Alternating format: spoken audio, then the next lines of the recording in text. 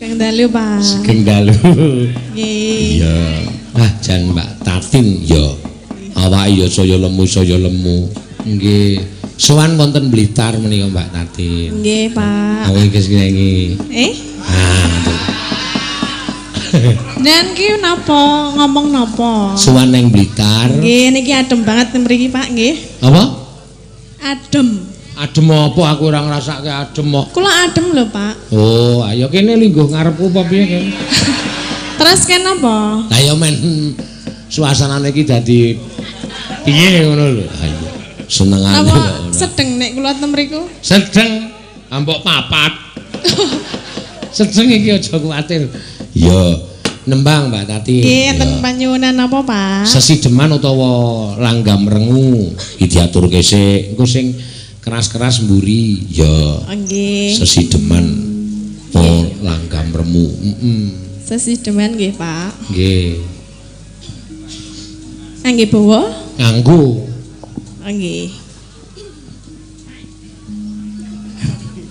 Mengke. Nanti do apal nek kowe iki nganti kene we apal teh kowe iki budhek ya. Kula mboten budhek, Pak. Lah wong nyatane ana sing ngono kuwi kok. Iya. Niku nanjihke. Nanjihke piye?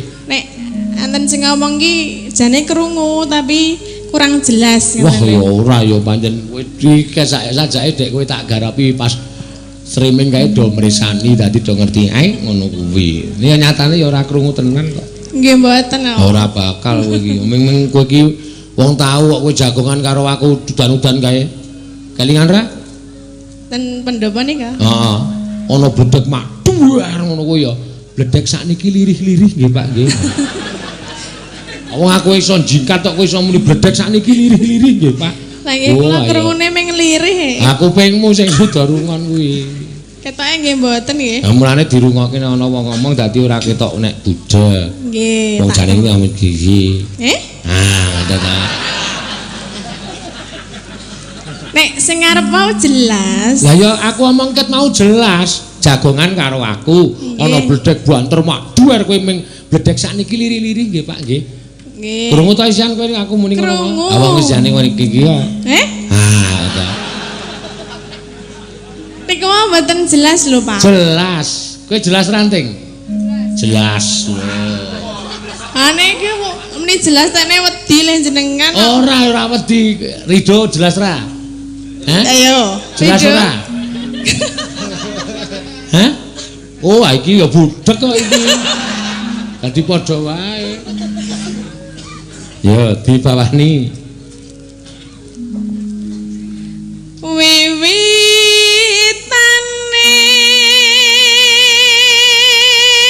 Suarane ya cantas ya, Nak. Iya. Nananana. Anderek sang pake.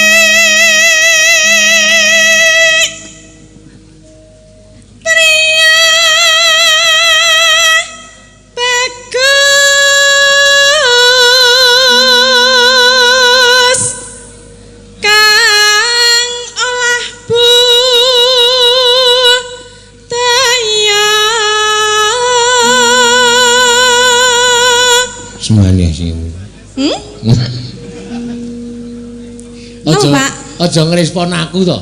Mboten entuk ngrespon. Lah kula krungu e. Oh ayo cok. Ngono kuwi ngapa to? Mbok dikulinakke iki ciri khasmu kuwi elik lho. Ngono kuwi. Iya.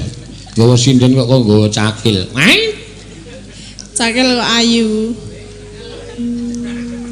Kok ngalem ndas sepur. Lah ya nek ora dalem dhewe sapa sing ngalem? Wong biayi semene iki ayu ki relatif. Biayi semene ana sing ndelok kowe ayu, ana sing ndelok kowe ayu ning gegeden. Ngono ya ana. Ayu ning awake kok lengene sak kempolku.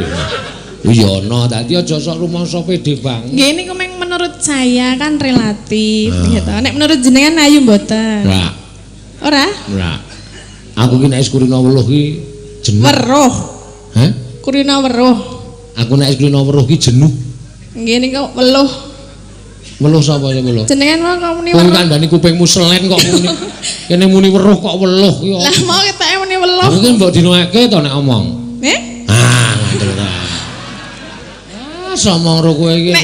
Ngarepe wae ora jelas e. Lah aku rak omong kowe iki nek ana wong mbok dirungokke kok wae ngono kuwi apa? Oh nggih, mengke tak rungokke. Nggih. Senengane kok weruh kok weluh. Sawan menyang kota gedhe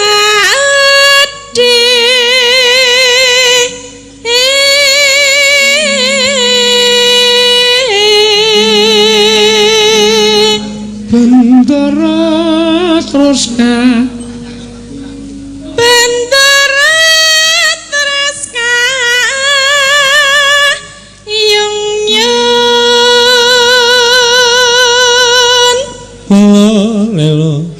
Selendang kuning kang saking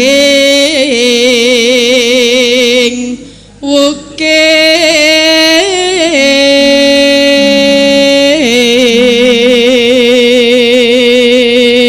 karyane Pak Sukron ya Pak Sukron Suwanda ngono ya Mak iya salah satu dalang idolaku lho.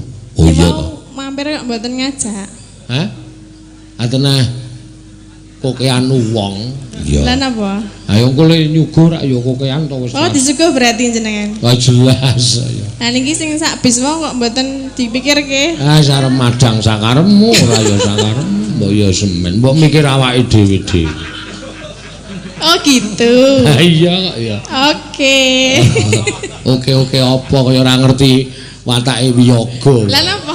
Ku anggere anu rampung terus nyodorke nota. Iya. Iya ya Mak. Iya, sarombongan ki paling ora entek 800 ki semangane enak-enak kok dadi 2.400.000. Saiki mesti do nekat aku ya. Nggih wae do nanjake mumpung ora ana bose ngono. Ya wis ben ra apa-apa. Kudu arang-arang mangan iwak. Mau nggih maami Pak betul. Ya. Swara kurang permana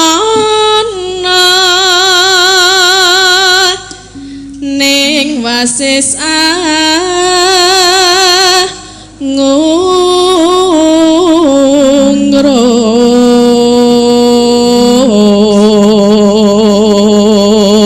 ngungrum marang bendara marang bendara menone Dyah Sulistya pijer ngincangake alis ya mangga terus tresno yuk terus tresno sasideman iya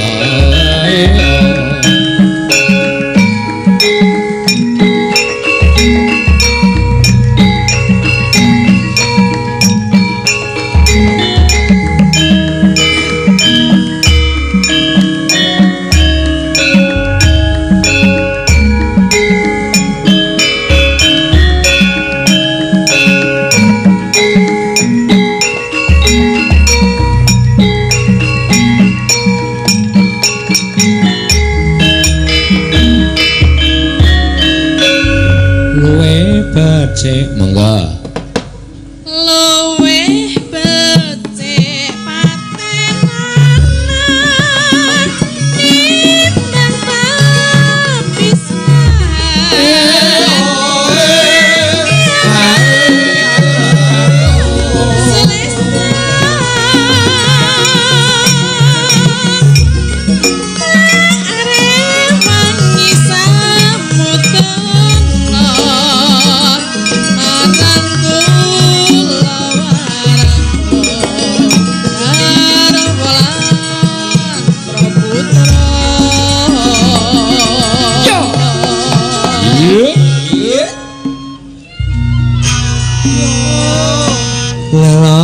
nimbang liwat kincanging alismu kawasan landang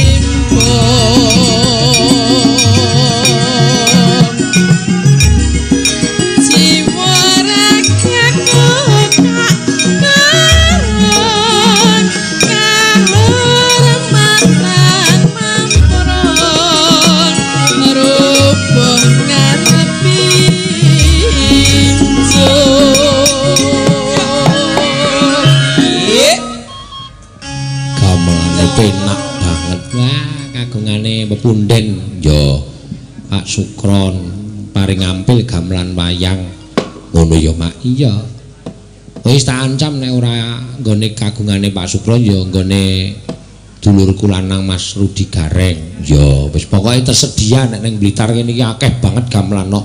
Tur apik-apik tur penak-penak ya terus urip ana kutha gedhe gawe tak tukoke masa isine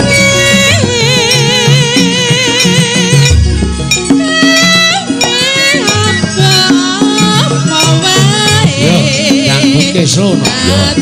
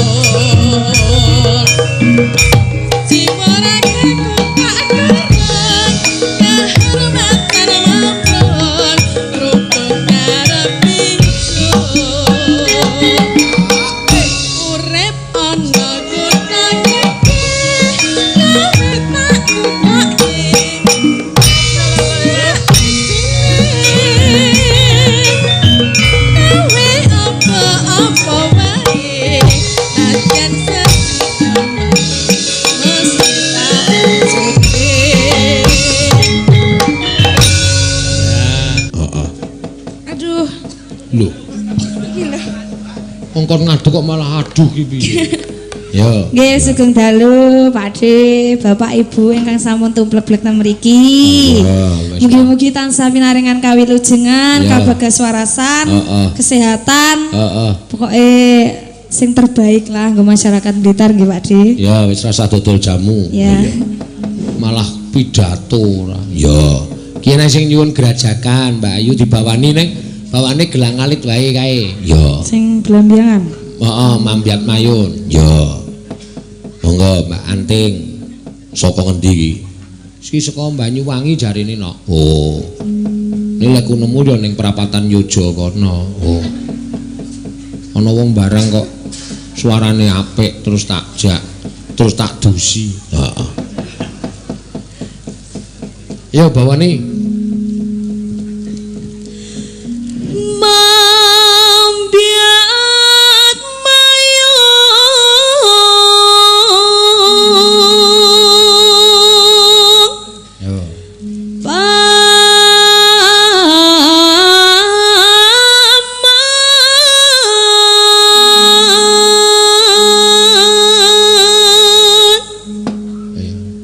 kaya kendi. Ha iya. Ning suarane jan wah. Ya, karo dinikmati kok. Ya terus. Suarane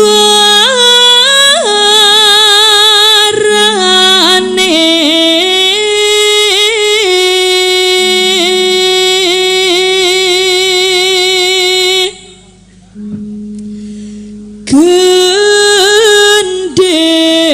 belah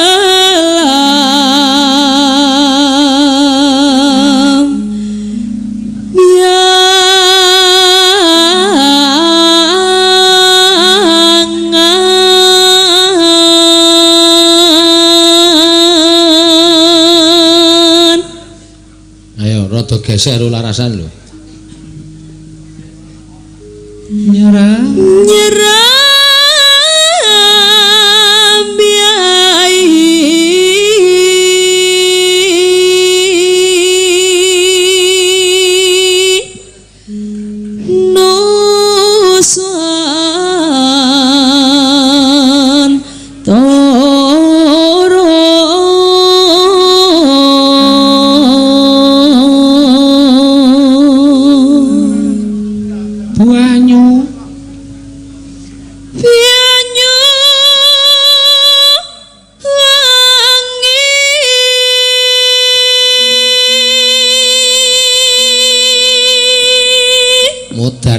modar kuwi. Kulanka. Ah iki gamelane larase dhuwure Raja Mak ayo. Jajar ayo.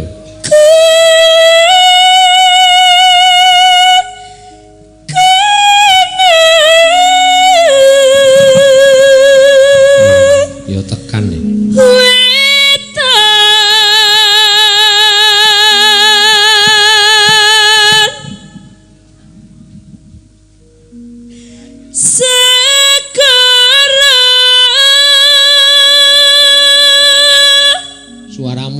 Ning nyekel limik kuwi. Hah? Dhuwur suarane. Iya, mau Pak Suklon wis nganu kok ngendi kok araku. Larase dhuwur lho Mas, mboten napa-napa Pak. Mengke menek aku ya.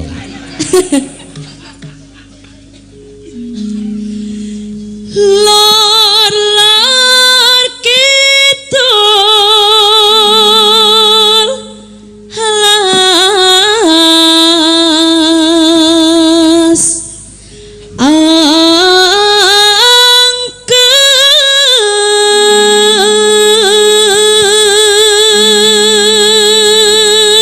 ya.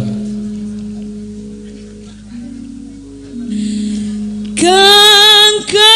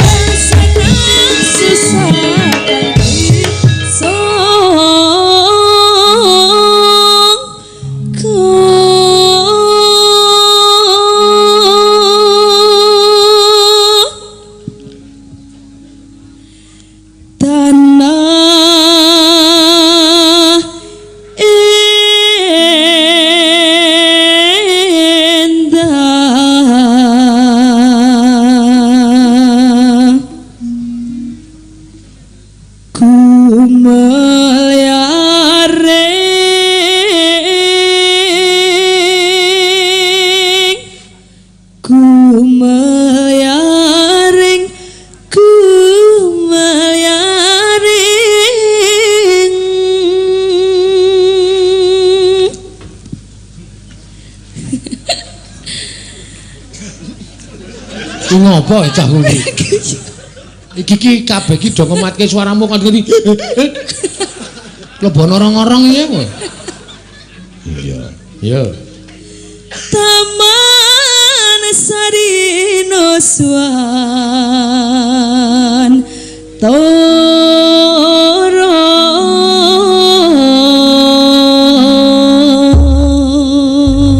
Ya, mangga. Yuk, diaturke nak. Yuk.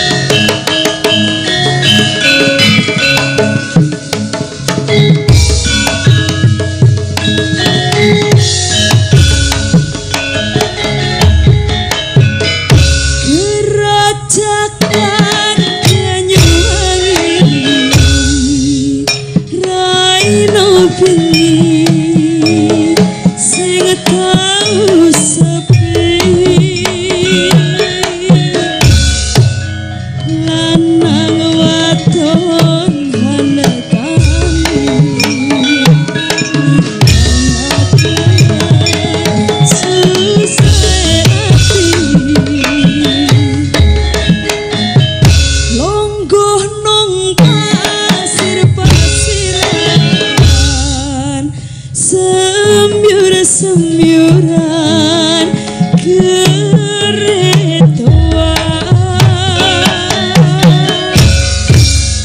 mano-mano seliwanan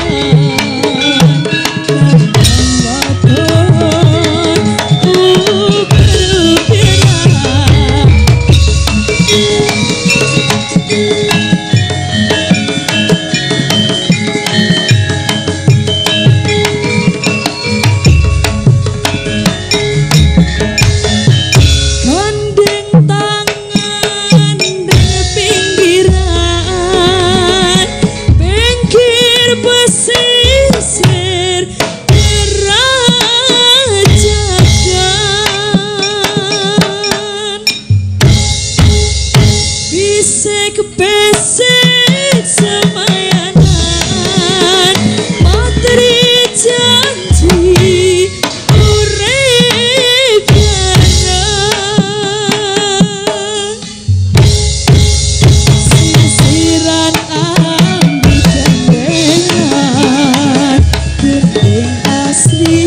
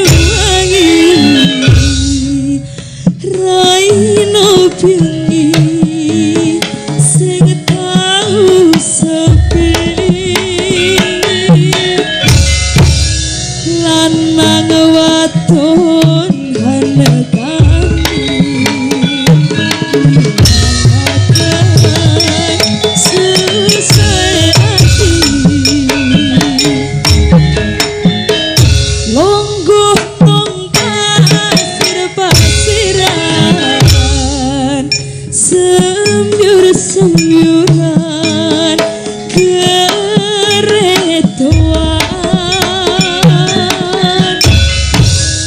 mano-mano seliwanan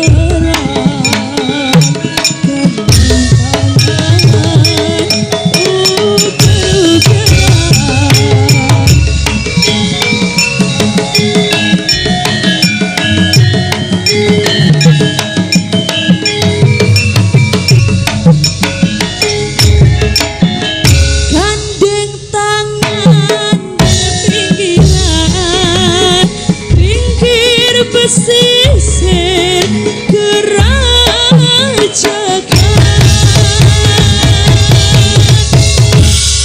bisik-bisik semayanan materi janji urip bareng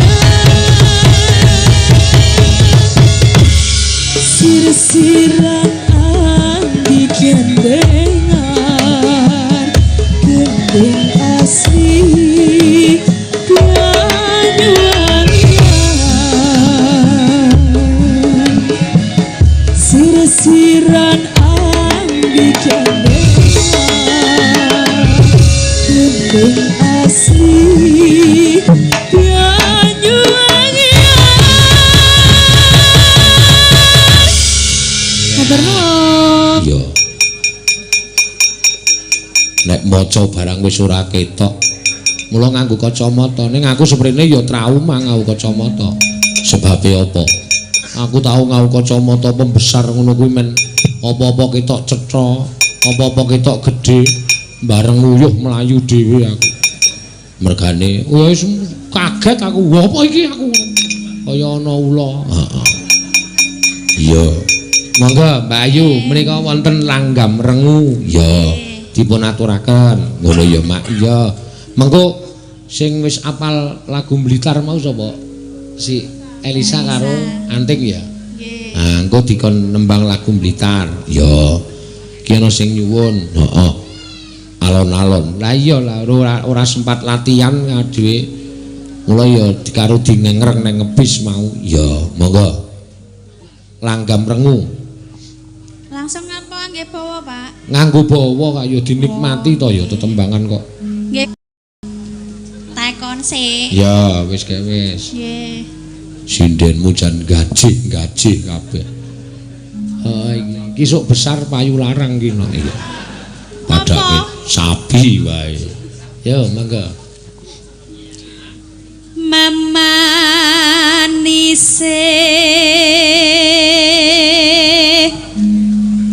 marati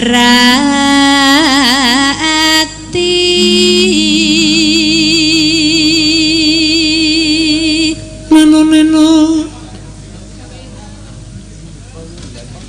bacaane mong prasaja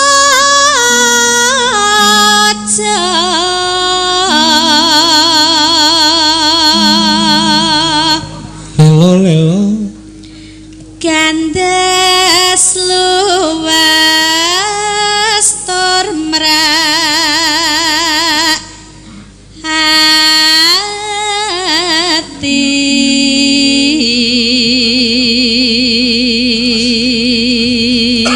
sesuk tanggal 30 November sowan mrene meneh no. Oh iya, sini bali Dinas Pariwisata neng apa gedung apa mau? Jalan Kenari. Oh, kota. Jarine ngono mau fake. Oh iya, wis mula tak catet. Ha nek sesuk kuwi lakone Bagong ngamuk no. Oh iya. Iya. Aku ki mbuh kok nganti ro wiyaga dunekke 3 sasi kok mengadol Bagong. Oh. Lah witekno njaluke kuwi terus sing nanggap. Ya.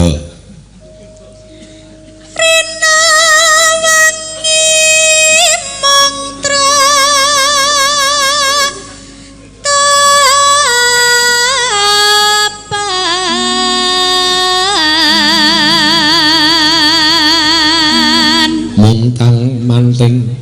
Montang manting tanjena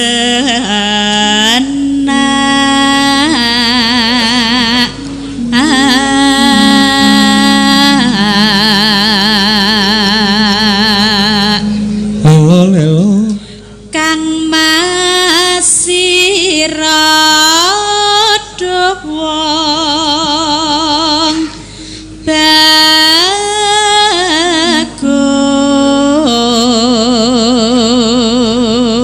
neno gampang temen hamba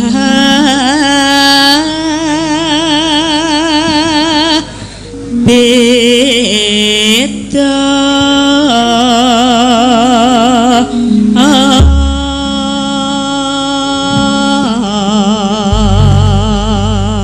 nggih matur sembah nuwun. Ya. Iki uga di streaming langsung nganggo channelku no. Saka Yogyakarta padha rawuh mrene. Heeh. Channel Dalang Sena. Bengi iki channel Dalang Sena sing mirsani 9.000 pamirsa. PWKS Live sing mirsani 5.600 pamirsa. Dadi totale 14.000 wong sak donya sing padha nonton pekliran iki no. Wah, iya. Monggo, Mbak. None sajake katon rengung anteng niku dene sampun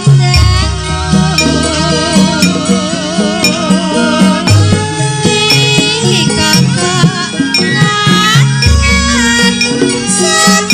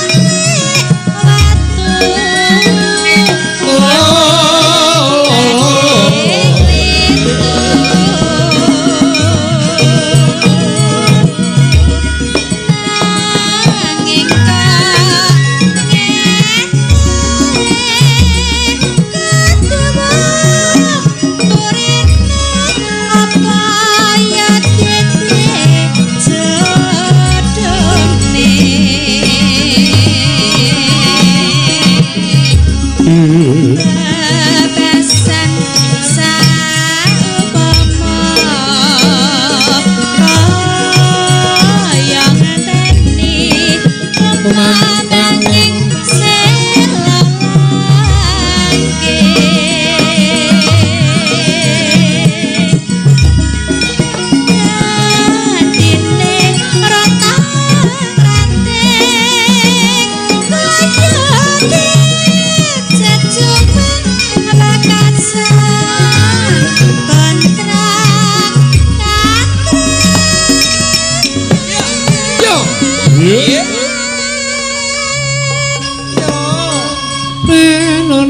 monggo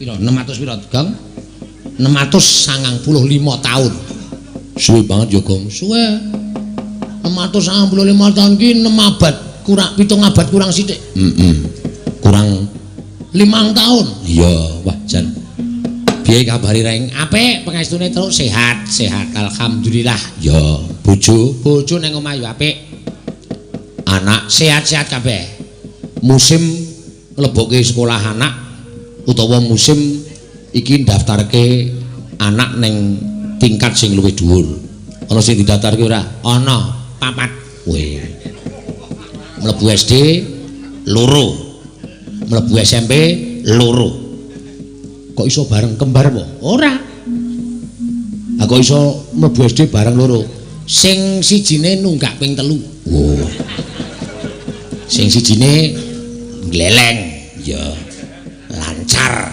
Sing munggah SMP kuwi nunggak ping 3 juga. Aku ki wong adil kok wong tuwa ki anak kudu ana sing nunggak. Kusik kok anak kok kudu ana sing nunggak ki padha karo kowe iki wong tuwa sing ora iso nggula mentah karo anak. Maksude anak iki nek iso pinter kabeh. Oh, jagat ora adil. Ana pinter, ana goblok. Ana bagus, ana elek. Mula sak omah kuwi nek pinter kabeh ora apik, kudu ana sing goblok. Nggo gayeng-gayeng terus. Oh iya. Goblok kok nggo gayeng-gayeng ora. Ora anakmu pira to? 12. Lho. 12. Ayo canggih leleng kok. Banyak anak banyak rezeki. Sing kandha sapa? Banyak anak banyak rezeki ki nek bapakne iku wagang, bapakne wong duwe, bapakne wong rusa, bapakne wong kaya. Kuwi anake iso sekolahke kabeh. Nek bapakne kaya kowe iki wong sekeng ming batur ming Ponokawan nyekolahke ra urung kowe ngadol Tegal, adol sawah. Lho. Kok aku tak takon karo kowe, Tegal karo sawah nek ora didol argo ngapa? Lho, kuwi nggo tinggalan anak-anak. Kuwi jenenge gobloke anak. Anak ki men golek dhewe. Tegal sawah ki didol nggo kebutuhan wong tuwa. Soalnya nek butuh urip golek dhewe. Ha iki penemu sing kleru. Tumrapmu kleru, tumrapku bener kok. Kowe aja ngeyel. Terus?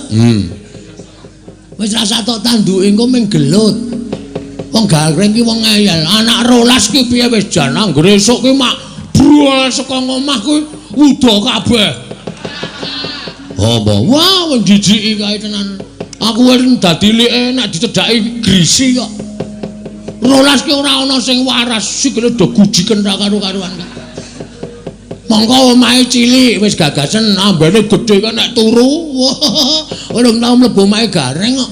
Esuk njajal bar subuh kae. Heeh. Gareng ro anake ro bojone rak dorong tangi. Mlebu omahe amben gedhe didekke siji, anake 12 tumpuk undung. Ndase gareng ki iso nggo pancal-pancalan ro anake. Ayo karang duwene kuwi kok ya. Aku jenenge wong ora sembodo, mula anak sithik wae.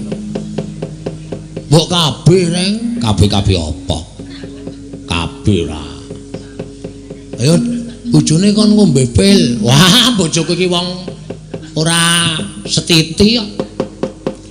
Lali ngombe pil kake meja, totoli pitik. Bojoku meteng pitike ora ngendhok, wis cilaka. Ketoke wis kuno ya, Tru. Heeh, ketok. Ganti. Ya. Oh, ana Mas Percil barangku ndak dibedheki. Oh iya. Ha iya. Engko nek ngetoke anyar nggo bahan, ya rasa. Iya. Wah, wis ngono kuwi ndur elek ngono kuwi. Ya ora apa-apa karang ya dienggo hiburan kok jane. Ha iya. Ah terus nganggo sarung, cuman Pak Dokter. Getutake, getutake. Wis iki to alon-alon to, ngono kuwi rasa kesusu ngono. Badar ning dalan. Aku sowan Pak Dokter, Truk. Iya. Pak Dokter tak takoni, Pak Dokter muni piye? Pak Dokter kula ajeng kabeh. Wah nek Kyai Kakung kabeh nganggo sarung. Oh, langsung pulang dari Pak Dokter beli sarung. Iya. Cap gajah duduk. Sarung tak nggo turu bojoku meteng meneh. Dokter tak parani, sampeyan lulusan dokter pundi? Kok sarung tidak ada gunanya? Sarungnya kaya ngapa? Kaya ngeten iki kotak-kotak. Guyu doktere. Sarungnya kaya ngeten iki. Nek kok ngeten iki le nganggo teng pundi? Terus doktere karo sarunge lebok nggon jempol teng mriki niki. Kula tuku papat, jempol tangan tak nggoni loro. Jempol sikil tak nggoni loro. Terus turu bojoku meteng meneh. Aku nesu, Pak dobrak lawange dier. Pak Dokter sampean niku ya muni mak dier. Tak dobrak lawange terus tak nggo. Kok tak nggo takon iki sarung niki pripun kok mboten mandi? Doktere buka gambar. Pak Gareng niku goblok kok dienggo dhewe. Niki lho gambare teng mriki niki. Wah. Lagi paham aku. Saiki wis aman. Iya. Nang omah ya tak nggo, nang sawah ya tak nggo. Nang pasar ya tak nggo. Ngawekani ta ya, Tru? Iya. Sing jeneng menungso ki kedunungan ina lali salah apes lan telek. Mbok ora aku ki engko ndagel dhewe aku tak sing terus kowe ngono lho. Gentenan ora dibak dhewe ora. Iya. Dadi rolas ya ora apa-apa. Sing barep lanang. Nggih. Biar kepengin dadi polisi. Oh. Tawar potong model polsek. Foto model polsek iki ayo kono. Sasapno aspal ngarep polsek kono aku. Maksudnya model polisi iki omong model polsek. Oh, sing nomor 2 gleleng meneh. Nek nang sekolahan sapa-sapa ditantangi. Oh, gelut terus. Aku tau susuhe tak dingkik saka anu tembok sekolahan iki lho sumbari. Oh, kerubuten legane aku. Bapakku polwan. Ngono kuwi. Apa ora edan kuwi? Lah anakmu ki dong ora polwan ki apa? Ayo polisi wanita to, anggape aku ki banci napa piye? Ayo kuwi nek anak akeh ning ora iso mulang ya ngono kuwi. Namu pira, Gong? 3. Weh. Dawing pemerintah nek kabeh iki 2. Hasil siji kok iso bablas. Ngenteni bal-balan ra ono acarae. Oh. Bojoku tak gugah ya Bu golek kegiatan ya. Diapure ora. Balik gol aku ya gol. Oh. Terus metu siji kuwi gleleng tenan saiki. Bangga aku ndek anak sing cilik. Oh. Sing usia umur 3 tahun. Tak totok modar wae. Lho, kok malah nesu. Meh pa 5 tahun iki. Oh, ayo sing ngalor ngidul sok nggone cetok kae to. Ayo cah kendel ya. Heeh, duwe pa anak 5 tahun iso goleke beras bapakne. Lho. Apa iso, Gong? Iso, tak kandhani. Le, jimpitan kae diprupet le aku. Engko rondane rak jam 09.00 to. Nggih, Pak. Heeh, Pak. Jam 7 juku ana. Wah, karo tengah kilo. Engko jaga sesuk-esuk. Dapure. Aku jenenge anake dilatih supaya colong jupuk. Ya ora wong kuwi iki jimpitane RT kok. Lah ya kok dijupuk anakmu. Lah RT-ne sapa? Lah sapa? Lah iki. Anakku dhewe nang jumpuki jimpitan. Engko dilumpukke di storke ning Pak Duko. Pak Duko wis mati. Oh. Wis ora ana sing disetorke. Oh ya wis. Tak pek dhewe, Truk. Glelenge ora jaman sing cilik iki jan asli wis. Aku tau paduro bojoku. Seminggu ra omong-omongan susah aku kopi gawe dhewe. Masak sendiri. Wis piye? Aku terus wae iki nek ora damai karo wong wedok cilaka uripku. Ah terus piye carane bojoku iso senyum karo aku? Aku nginjen anakku sing mantanmu didusi. Heeh. Dusi biu-biu rong danduki dunggahke meja, muda anakku. Terus ning dhuwur meja jatil. Dung. Bojoku kemeklen. Cah kok pintere kaya ngene. Terus anakku disandhangi aku adus. Bar kuwi munggah meja aku. Jatil nganggo debok. Dung. Bojomu kemeklen mesti sing ngomong sapa? Kepruk parut tendasku. Aleman. Ngapa kowe maksudmu men aku gumun? Wah, wis seprene aku ngomong-omongan terus. Oh iya. Nek karo bojo ki aja sok sia-sia, sing ngladeni iki ya kowe. Heeh, aku ya mbok ya. Ah iya. Lha nesu mergo ngopo? Aku ngekep para tuaku. Lho. Kok iso? Wah, sekarang ya kejadiane ngisi-sini terus. Rasa diceritake ya. Ceritake. Ora ditake tak aja. Isin aku tenan yakin sumpah, isin aku. Mbok aja ngono tak liyane wae ya. Ono. Ceritake. Anu, kan bojoku tak tukokke anu daster. Kembang-kembang pink. Oh. Pas saat kuwi hari Valentine. Ayo Valentine Day iki disingkat Valentine. Oh iya. Valentine. Hari Valentine. Ayo tak tukokke rok pink senenge ra jamak-jamak. Heeh, terus tak tinggal lunga. Oh. Kerja aku. Ning PT apa? Produser. PT luar negeri nyampur wedi pasir. Oh. Laden tukang. Ayo karang tingkat kok ya ora mulai seminggu aku selakan banget rasane. Nah mripati gawangan Nang mripate ora ana sing tak sawang kejama bojone tanggaku. Lho. Tak kira nek bojomu. Ah, bojoku ndek lari, lek ngomong lari terus. Iya. Bojoku gegawangan padane netra iki ora ya kejama bojoku mulai ngebes aku. Heeh. Tekan ngarep majluk melayu aku selak pengen ngekep bojoku. Heeh. Ana wong isa-isa nganggo ndrop ping kuwi mau. Tak sikep saka mburi. Sayang aku. Maratuwaku ki mengo wong edian ngono kuwi. Aku terus klepat lunga ora mulih aku turu nang cakruk. Sore kae bali malah maratuwaku kule dandan mero-mero kae. Caidian. Ayo baleni ngono kuwi. Bojoku krungu ayo wis nesu ayo. Terus curiga karo aku kowe jane ngepek aku pareng ngepek simak to Mas ngono. Simak. Ayo orang biyen nek ngundang ra simak. Iya, ya bener kok ya. Nek saiki wis wawuh. Damai wawuh ora. Omongan kok troco. Wawuh. Iki aja salah krungu to. Wawuh ki nek cara yoja damai. Oh. Berarti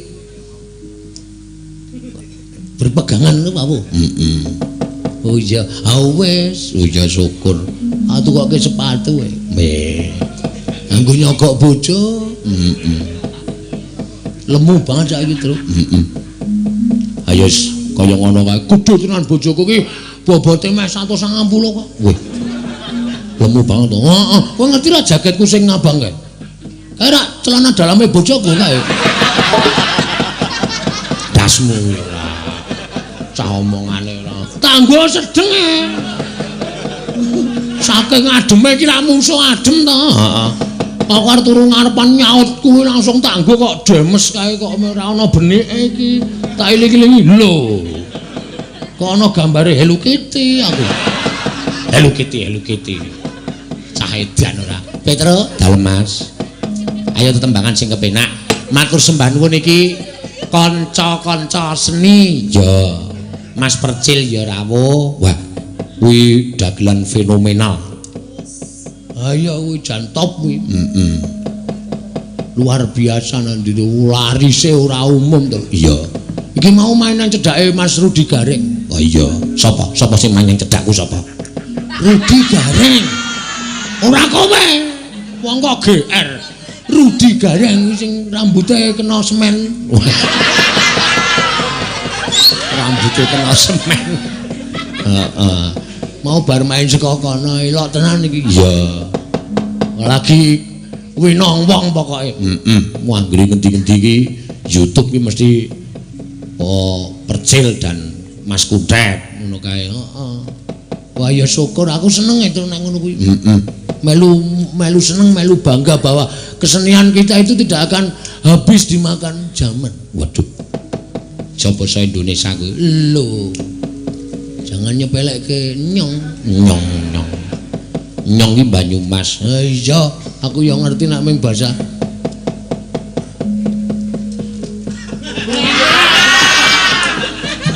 Iki lho inspirasiku iki. Asline aku ki anake iki. Oh iya. Aku mau matur karo Pak Supak. Kula niku matur nuwun diparingi inspirasi. Ki rame padha ta, Tru? Ada lho. Ki ming ndase tak cilekke, cengele tak dekok, kucire tak ilangi. Nek asline ngene iki aku. Mosok.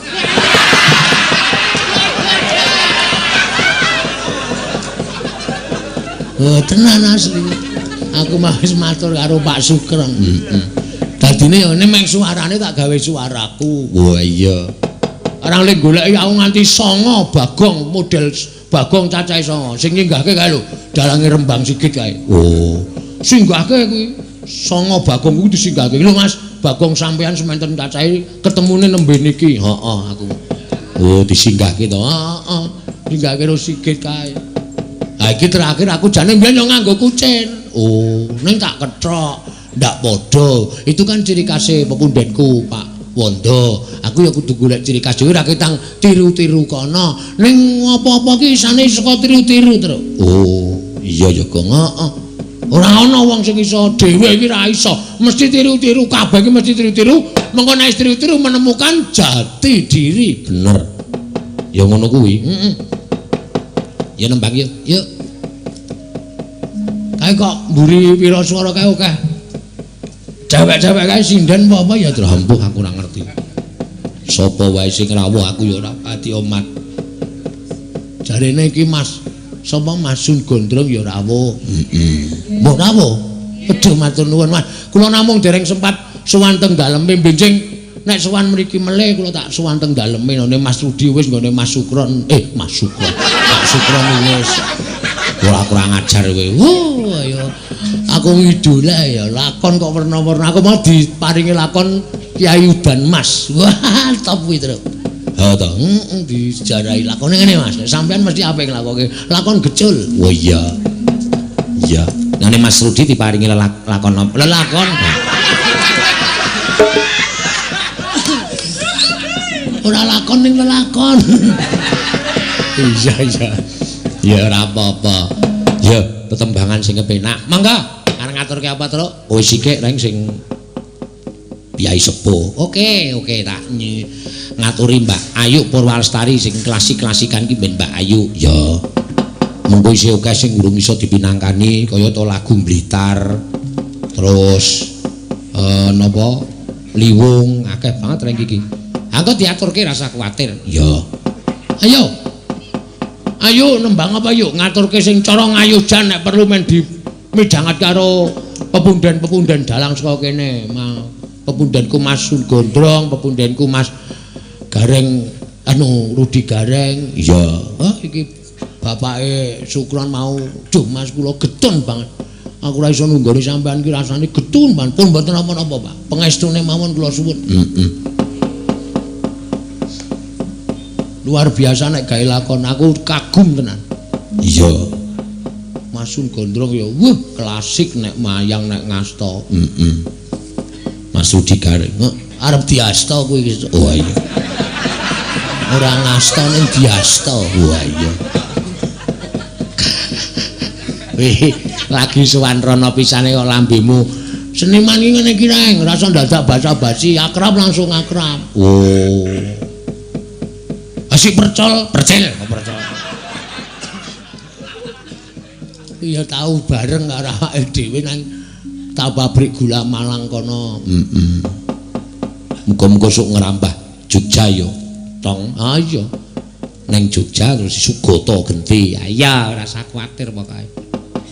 Arep tok kek ngendi, Tru? Kowe iki mbok ora sombong. Omahmu mung 7 meter kok. Arep tok nggo nekake seniman-seniman kuwi arep tok suga apa? Kowe iki mbok karo wiyaga kowe kejeme ra jamak-jamak. Kok meneh karo kanca seni. Ya ora. Kowe mbraung. Durah nang ngene pepundhen dalang, kancamu teng kleler nang kene iki. Hah? Apa kaya ngono kuwi pengarep? Sirku ki wiyaga tak kon prihatin. Mrihatinke dalang. Mergo nek dalange laris, wiyagane ya melu mangan. Mula wiyaga ki wajib prihatin. Ngono ya? Apik kuwi cocok aku? Iya. Yo. Ngaturke apa Mbak Ayu Purwalestari? Ular kambang nggih, Pak. Ular kambang model madul. Kok ngono kok kon ora rekoso uripe. Lah apa? Karo dalange modal madul gundule atos ora. Antara anakku wong kaluka Narasoma inggih wonten timbalan Rama jagat nganti keberbeken marang umandange nom-noman saka negara ing Madras saka negara ing Mandharaka kang aran Narasoma ya ing bab kadigdayan ya ing bab kebagusan tata krama unggah-ungguh kuwi nuduhake sawijining anak ing bisa mikul dhuwur mendem jero kelawan wong tuwa ngunggahake derajate wong tuwa. Sedaya menika awit anggula mentah paduka Kanjeng Rama Prabu kula ngaturaken panuwun ingkang tanpa pepindhan. Wajibe pancen ngono. Sing jeneng wong tuwa diwajibake tutur-tutur marang anak. Sing jeneng wong tuwa diwajibake nggula wentah kelawan anak. Merga wong nggula wentah anak kuwi nganti kleru nggone nggula wentah tan wurunga si bocah bakal lanjut marang juranging kanistan. Kanthi kaya mengkono wong tuwa ingkang ora ngerti kenthang ki muling lakon ingkang ora ngerti pojok plereting kanan bakal kaya dibeset raine merga saka pokal gawene anak. Inggih Narasoma, kula wonten dawuh Rama. Nggonipun Rama dadi nalindra ana ing negara Mandaraka ya ing Madras. Wekasan negara Mandaraka dadi negara ingkang gedhe. Ya ing bab samu barange liyan praja nganti kebrebeken marang umandanging negara ing Mandaraka. Nganti saksuwene Kanjeng Rama Mandrapati lenggah dampar ana ing negara ing Madras iki ora ana parang muka ingkang wani bakal anjungkeng marang kawibawaning wong atuwamu. Ora ana liyan praja nalindra liyan praja ingkang bakal wani hanggebak perang negara ing Mandaraka ya awit kabeh mau padha wedi marang umandanging negara ing Mandaraka. Kawulane padha urip tentrem ayem rukun macinamatan daya dinayan tunggal cipta rasa karsa lan karyane satemah uriping para kawula ora kekurangan samu barang lir. Inggih kena tak ibaratake Negara Mandaraka saiki lagi ngancik marang jaman kencana. Inggih lha aku tak kandhani yuswanipun Rama wis ora nom. Aku ki wis tuwa. Mongko wong tuwa ku menyang endi parane?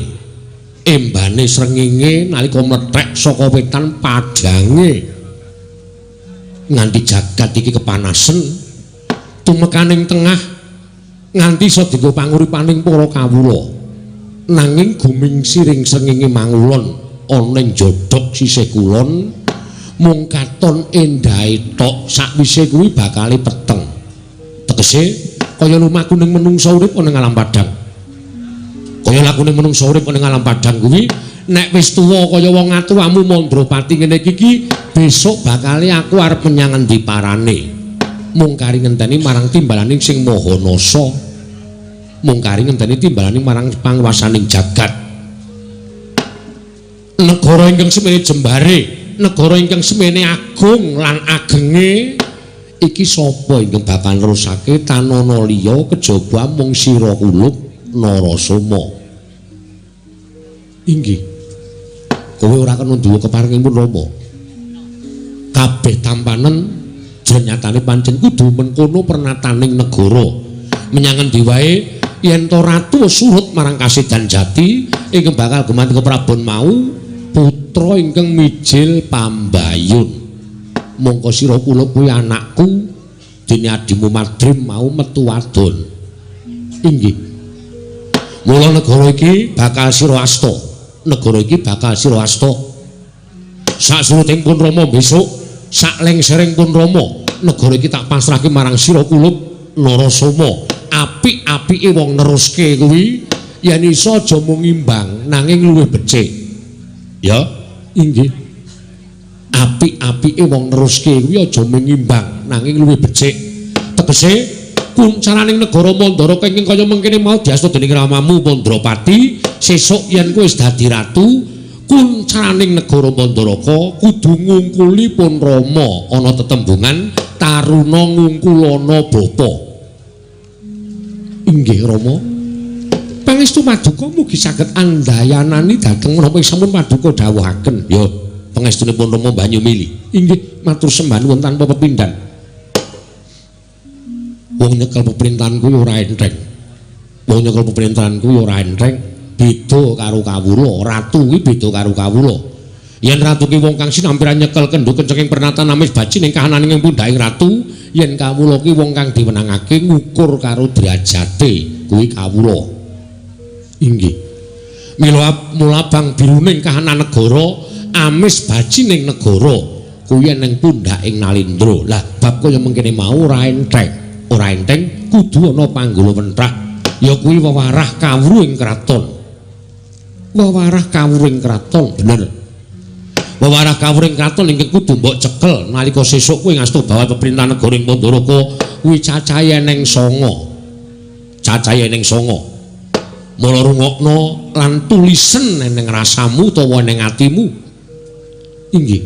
1 wajibing ratu. Angka 2 pengageming ratu. Angka 3 bal pambeganing ratu. Angka 4 lelabuhaning ratu. Angka 5 kekasihing ratu. Angka 6 patraping ratu. angka 7 gegayuhaning ratu, 8 junjunganing ratu, 9 bandaning ratu. Giling-giling inggih ngestaken dawuh. Siji wajibing ratu kuwi aja kendhat, Hanata, Haniti, Hamriksa lan Hamisesa. Kuwi kewajibaning ratu. Lan sabanjure pengageming ratu aja tinggal pakarti sama beda dana denda lire. Nadyan to kuwi wong liyan kebrayan angel abu tumraping negara kudu mbok ganjar sakmurwati ning nek kuwi kulit daging sanak kadang mitra kawruh. Monggo keluputan tumrap negara kudu mbok patrapi pidondan ingkang sak bobot kalawan keluputane kuwi tembung sama beda dana denda. Angka 3 pambeganing ratu. Sipating ratu kudu bisa hamong, hamengku, hamot lan hamangkat. Angka 4 lelabaning ratu anatepana berbudi bawalaksana animpuna ing aguna amumpune ing kautaman. 5 kekasih ing ratu tumindak adil bener sentosa libawa. Angka 6 patraping ratu nglunggana watak lan tumindak wicaksana wiwaha wisuda lan wiguna. Angka 7 gegayuhaning ratu mersudi mrih hayu hayem hayom lan hangayani. Dening kang kaping 8 junjunganing ratu kudu bisa jejeg adeking praja katentreman kawula sambung memitran liyan praja kerukunaning bebrayan agung. Ingkang pungkasan bandaning ratu kuwi kudu duweni kasekten, kesabaran, kawaskitan lan kapinteran. Inggih menawi sampun paduka dawaken badhe kula candhi nggo jimat Kanjeng Rama. Bagus. Bagus. Rembugipun Rama ingkang angka 1 wis ndok tampa kanthi cetha. Nun inggih sampun tegese sesuk mangsa kala pun Rama lengser ke Prabon sira kulup ndak pasrahi negara. Iki mau wis mbok tampa. Nun inggih sampun Kanjeng Rama. Bagus. Jeneng anak sing iso gawe pemareming wong tuwa, yen ana anak ingkang bangun miturut kaliyan wong tuwa mono. Nyadan aku isih urip nanging persasat kaya wis anguk-anguk lawanging kasuwargan. Inggih Kanjeng Rama. Salajengipun ingkang angka 2 menapa ing badhe kadhawuhaken dening Kang Putra pun Narasoma. Lah iki ngene. Iki katone bab sepele ning tumrap panjenenganing ingsun iki wigati. Inggih. Narasoma, wonten dawuh Rama. Kabar sumebar nganti tekan talinganing pun Rama yen to kanca kancamu sakbaraan. Kanca kancamu sakbaraan wis padha nambut silaning akrama. Wis padha nambut silaning akrama. Tegese wis nglakoni mbangun Bali Wisma utawa wis salaki rabi. Inggih. Bareng pun Rama ngerti yen to kanca kancamu sakbaraan wis padha rabi mau gumana ana ing padoning netra, aku kuwi wong tuwa. Monggo aku kuwi duweni anak sing digadang dening wong tuwa. Dene wis duweni anak lanang mongko wis jejaga kaya sira kulup Narasoma mau. Ingkang gumana musik ana ing penggaling pun Rama, aku mung kepengin enggal-enggal momong mantu ngemban putu. Momong mantu ngemban putu. Mula sadurunge sira tak pasrahi negara Mandaraka iki, ingsun dawuh kelawan sira kulup Narasoma. Wektu dina iki ndak jaluk cekat-ceket golek wong wadon ingkang pantes lan trep nggone ngancani uripmu selawase besok. Merga yen to nganti Nalendra munggah ana ing dampar mongko tanpa prameswari kuwi bakal sinurak ing jagat pinaya ing pesak pepadaning urip. Duh nyono cerak nyono padha mestani ana ratu ora payu rabi. Ana ratu ora payu rabi. Kanggo nyumpel rerasaning para kawula ingkang kaya mengkono mau, mula sadurunge sira tak pasrahi negara ing Mandaraka, Narasoma turut ana kekarepaning wong tuwa. Turut ana kekarepaning wong tuamu Mandrapati. Kowe ndang golek wong wadon nek wis entuk tepungna kelawan pun Rama aja nganti kleru ing pamilih. Aja nganti kleru ing pamilih. Merga wong wadon kuwi werna loro. Ana wong wadon ingkang bisa ngunggahke derajating wong lanang, ning uga ana wong wadon ingkang bisane mengorek-orek marang pasuryane wong lanang agar milang selawase urip. Aja nganti kleru. Inggih. Inggih. Syukur golek wong wadon sing nganggo hijab. Inggih. Kuwi iso gawe pemarenging Purnama. Inggih Rama ngestaken dawuh. Ngestaken dawuh. Kula Kang Sangka kuwi dina samengko maragake wangsul ana pitakoning Purnama iki sira kulup ndak kegadang enggalo daup lawan sawijining wanita. Sapa wae Purnama ora bakal matesi lawan nggonira golek wong wadon kinarya ruang nggonmu bakal napaki urip sak teruse. Aja ngomongake kuwi widodari, anak Nalindra, putra Nalindra, putra satriya, putra brahmana, nadyan wong loro saudon telu saurupan, wong jalmawanan nang yen to pancen nuju prana lan bisa gawe pemareming atimu sarta cocok mathuk lan gathuk lawan rasamu. Pun Rama mung bisa mengestoni. Lah saiki genti kowe matura karo Pun Rama supaya cetha nggone Pun Rama bakal nampa aturmu mau. Matura endi sing kira-kira durung cocok marang rasamu, nggonmu bakal tak pasahi negara apa nggonmu bakal ndak dawuh supaya enggal Palakrama Narasoma. Kaget risang kapirangu nangkul kinempit kempit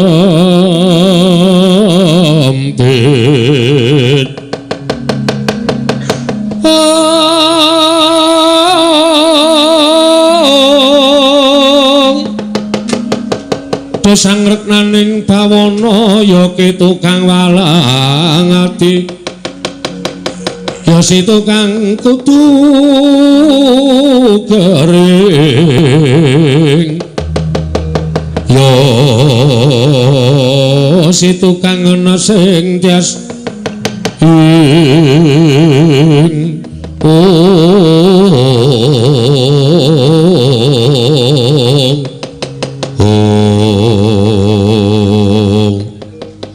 ing nampet pasang kalimat cabit lebih nglodoni demawaing tawang-tawang lepatno ing tulamano menawi wonten pataturipun ingkang putra kula tadah wadana Rama ora dadi ngopo dasare kowe anakku mulya tono luputmu nggonmu munjatur kelawan Pun Rama isih gedhe palimarmaning Pun Rama tumrap sira kulup Narasoma. Inggih matur sembah nuwun tanpa pepindhan.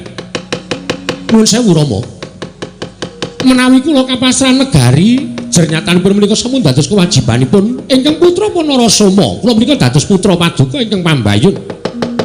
Mula sampun jamak limanipun menawi kula nampi negari menika, kula tampi kanthi lega gawaning manah. Nanging kejot raosing manah kula sareng Kanjeng Rama paring dawuh supados kula enggal Palakrama. Kula nuwun sewu. Kula nuwun sewu lho Rama.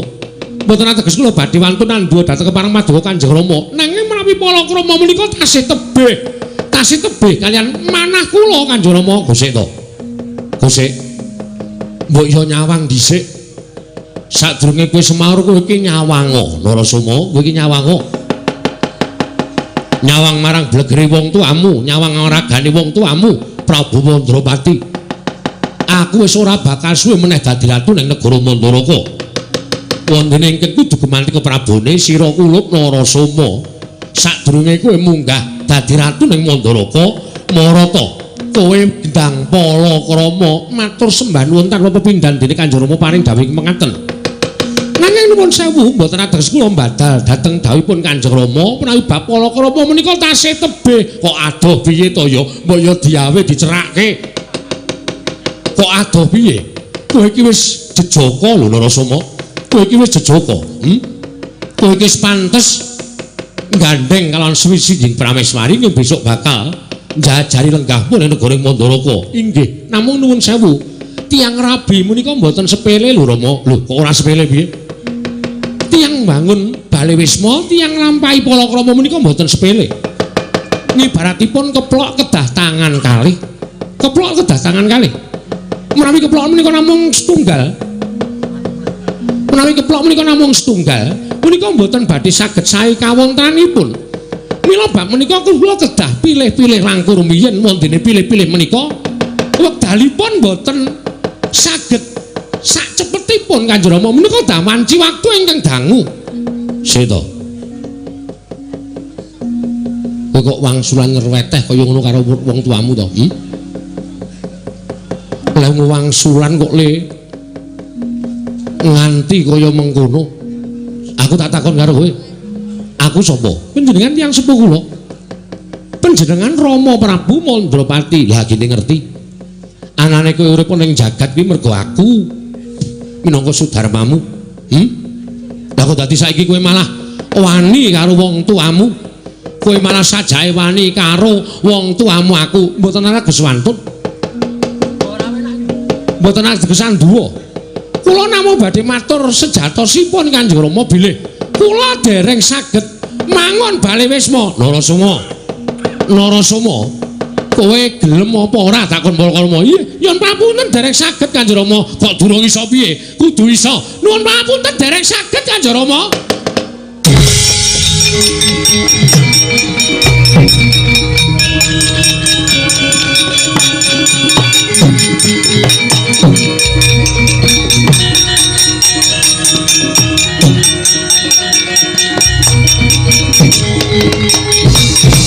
Jagat diobati jagat pangestu ngono lah ta.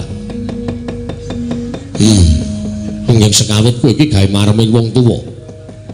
Nanging barang saya suwe rembugane lah kok tinemune kowe malah wani karo wong tuamu. Nuwun sampun. Mboten ateges kula wantun Kanjeng Rama. Mboten ateges kula wantun nanging nyatanipun kados mekaten menika raos kula dereng menawi dipun peksa mangke mboten badhe sae kedadosanipun cukup wis kowe rasa dadak mulang karo wong tuwa.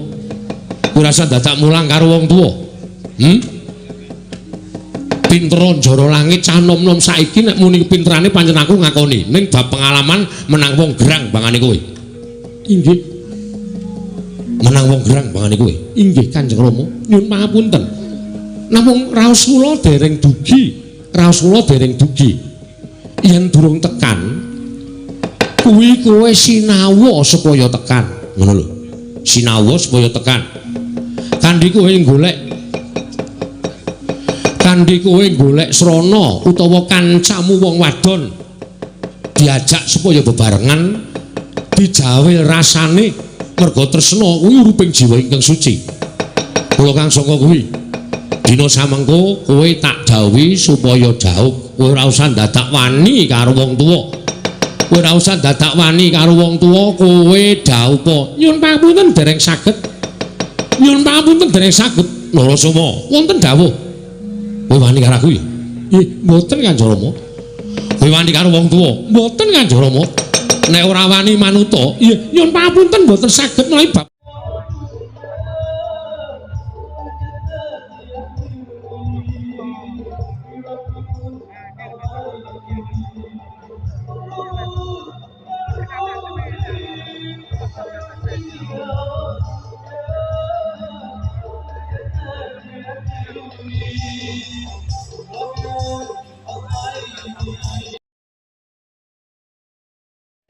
khususon ilarohi Ki Seno Nugroho bin Ki Suparman.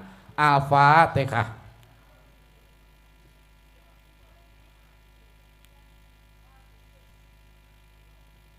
Amin. Matur sembah nuwun. Ya nek wis